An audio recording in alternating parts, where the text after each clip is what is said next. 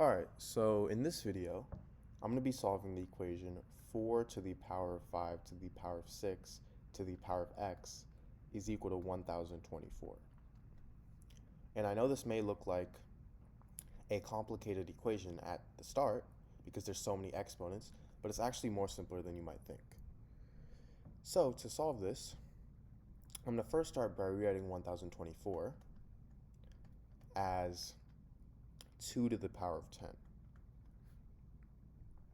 And now, because we have a base of 2 over here, we want to make both of these the same base, and we can make our left-hand side a base of 2 by rewriting 4 as 2 squared.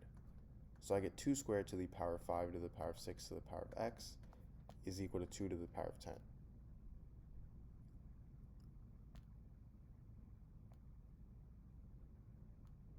Or, even instead of that, a simpler way, I'll just show you, is we can rewrite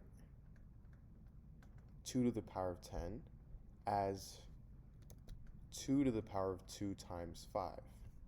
Now, because a to the power of m times n is equal to a to the power of m to the power of n, I can rewrite 2 to the power of 2 times 5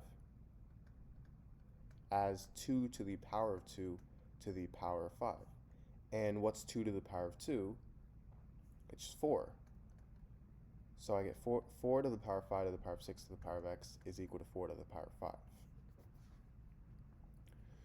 Now from here, because both of these have the same bases, if I have something in the form a to the power of m is equal to a to the power of n, this means that m is equal to n. So in this case, m is 5 to the power of 6 to the power of x, and n is 5. Meaning they're both equal to each other, so I get 5 to the power of 6 to the power of x is equal to 5. So now how am I going to solve this? Well, 5 is the same thing as 5 to the power of 1. And we can use that same property again. Remember, a to the power of m to the power of n is, if this is equal to a to the power of m, a to the power of n, this means that m is equal to n. So in this case, m is 6 to the power of x, and n is 1. So now I have 6 to the power of x is equal to 1, and 6 to the power of what number is equal to 1? 0, right? Any number to the power of 0 is 1, meaning x is equal to 0. And we can check this.